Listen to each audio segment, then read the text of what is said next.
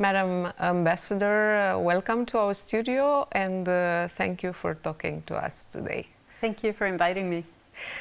We are at the NATO summit in Washington, D.C., which is a crucial event for the transatlantic security in the next years. Romania, as a member of the alliance, but also as a country with a war on its border, is particularly interested in the decisions that will be made in the next couple of days.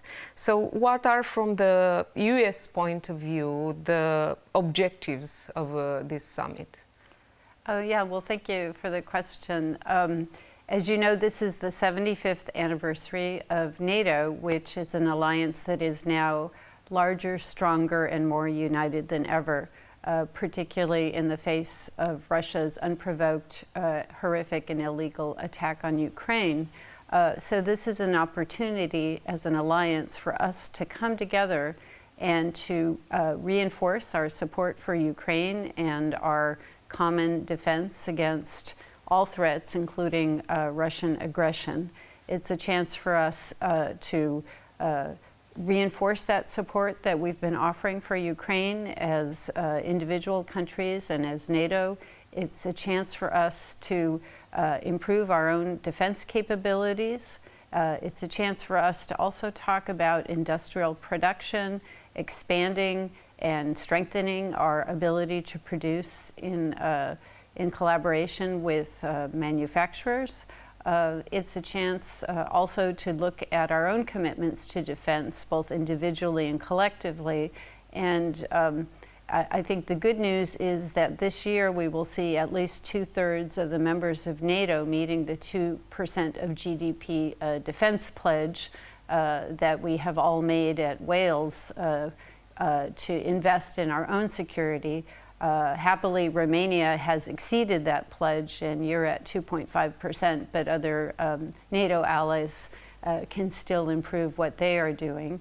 And then finally, it's a chance to talk about what other capabilities we need and to work with our partners, NATO partners as well.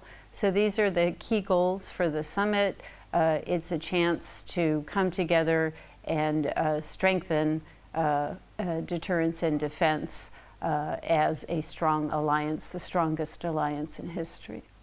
Talking about the support for Ukraine, we've seen some serious delays and even syncopes since the last summit in Vilnius that made a lot of people worry and sometimes even question the commitment of the alliance and mainly the United States. How can the alliance guarantee that the support will continue and will continue in an effective manner? Yeah. Well, it's important to keep in mind that to date, the United States has provided $77 billion in support for Ukraine since the beginning of the war in February of 2022. Europe has also stepped up with $110 billion in support. I know that there was some concern about delays in Congress at one point for defense, but I think what we've seen is there's strong bipartisan support in our Congress for Ukraine. And in fact, we just had a bipartisan congressional delegation here in Romania for the OSCE Parliamentary Assembly, a very large delegation, and they reiterated that there is strong support in Congress. So I think we have a bipartisan foreign policy on that issue, and while there was there were some delays. It took a little longer than expected. The main point is that Congress came through and expressed its support for Ukraine and for U.S. support providing assistance to them.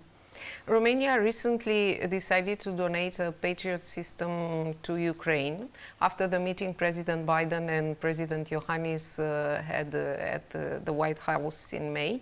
There was quite a debate about this decision in Bucharest, as I'm sure you are aware of. And apparently the deal, at least how the Romanian authorities communicated it, was to negotiate and receive something else in return, to have also our air defense covered. What can you tell us about this issue? Well, first of all, let me say that the United States is deeply appreciative for all the support that Romania has provided to Ukraine since the beginning of the war. You have provided humanitarian support. We've seen over 7 million Ukrainian refugees come through Romania. You've assisted those that have chosen to remain in the country. You have done something critically important that has ensured the viability and survivability of Ukraine in ensuring that Ukrainian grain exports get to market.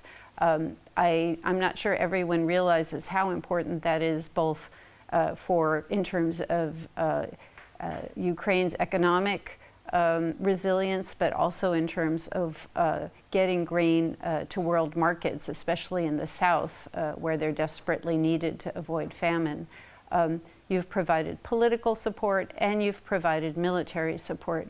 We very much welcome the decision to donate a Patriot system that was announced recently, and we continue to work with Romania, as we have done for some time, on your defense modernization efforts and in providing systems that will ensure that you are protected.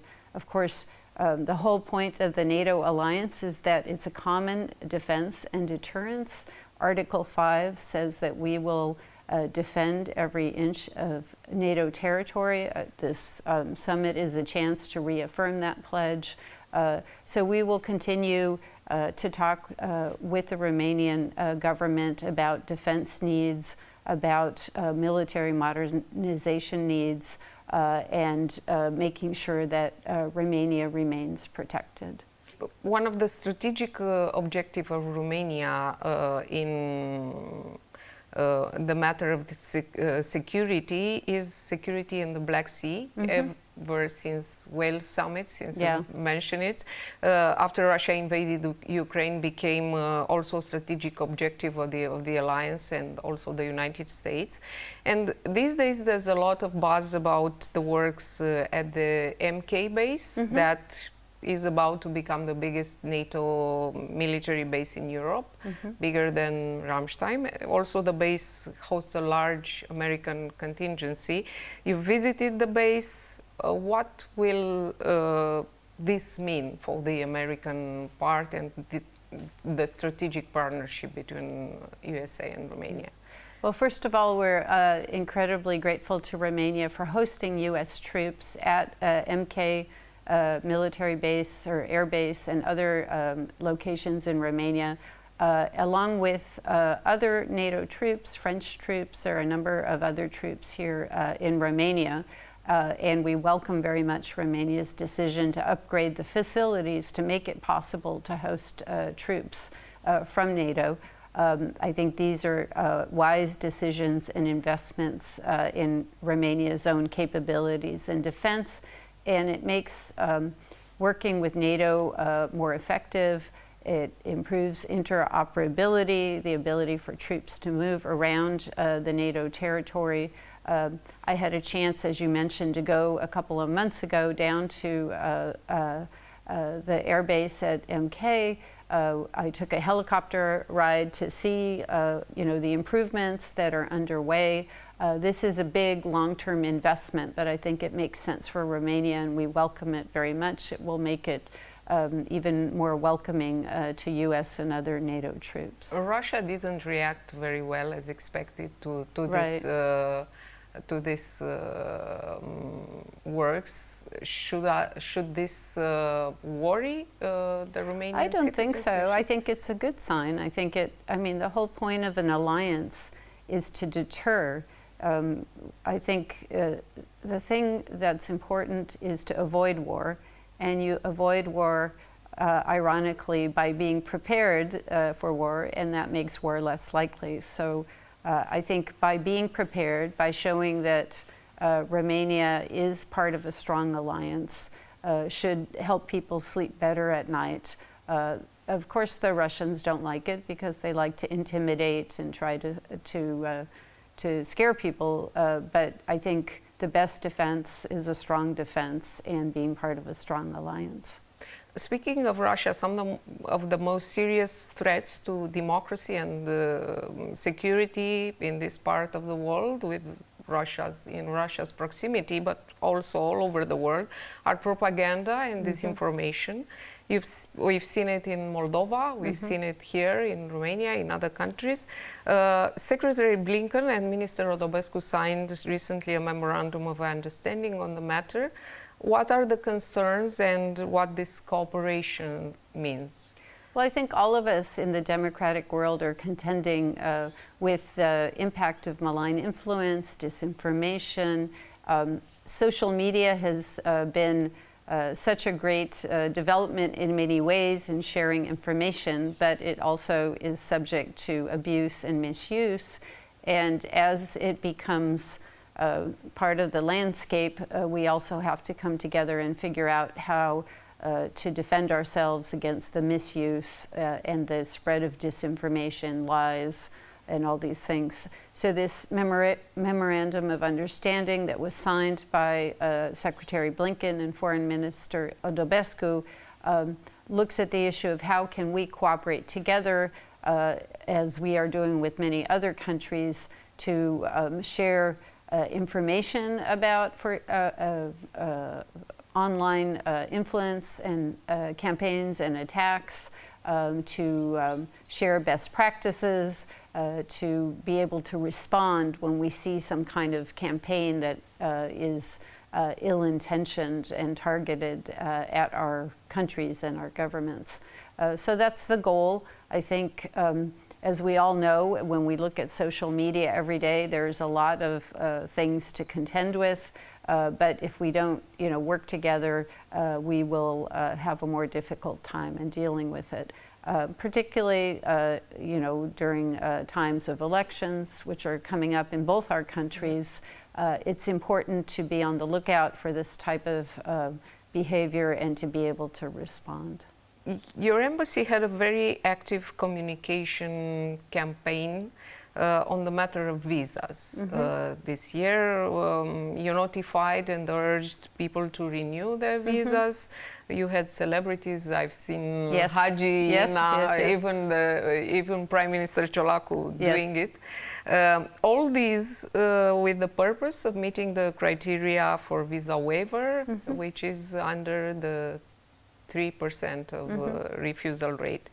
So where are we now? How close are we to getting to visa waiver? Well, we thank you for the question and for the opportunity to encourage everyone watching this who has a visa to renew your visa, because that will help us meet our goal.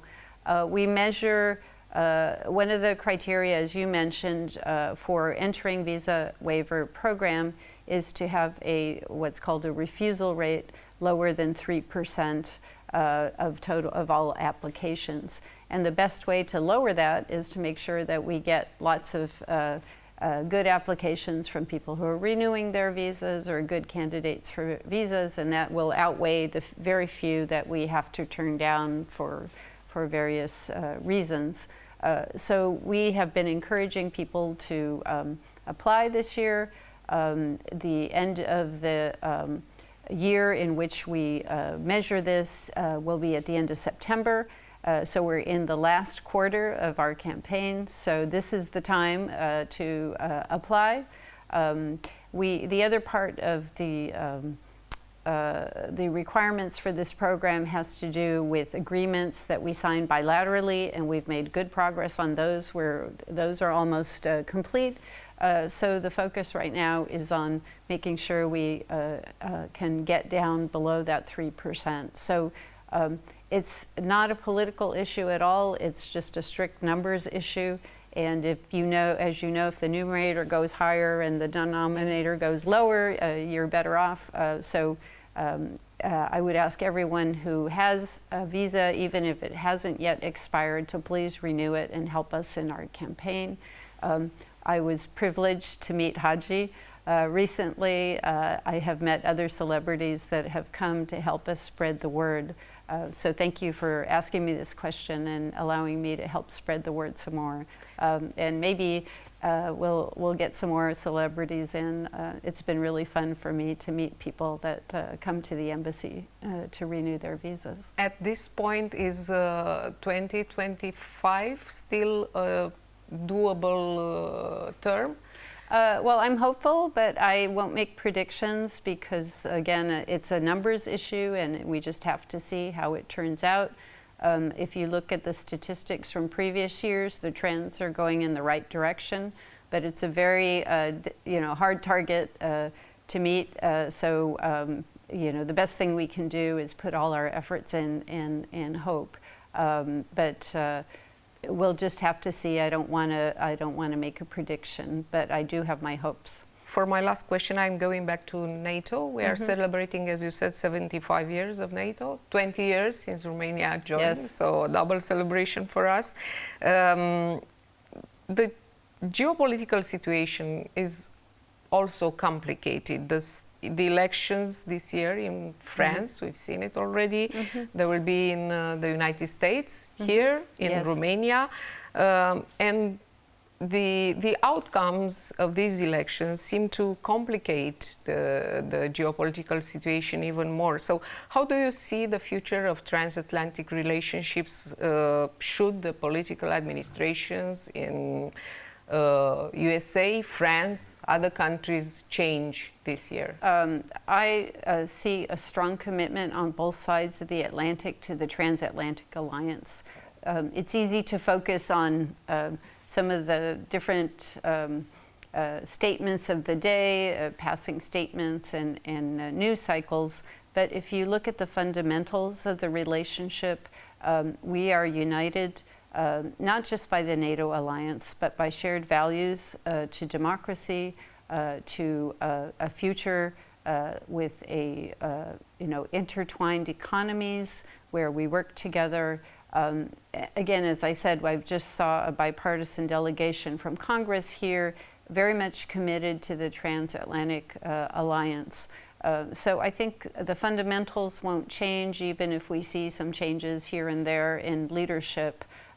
What ties us together are our values, our economies, our shared history, and the things that we've done together so far. Our people are intertwined.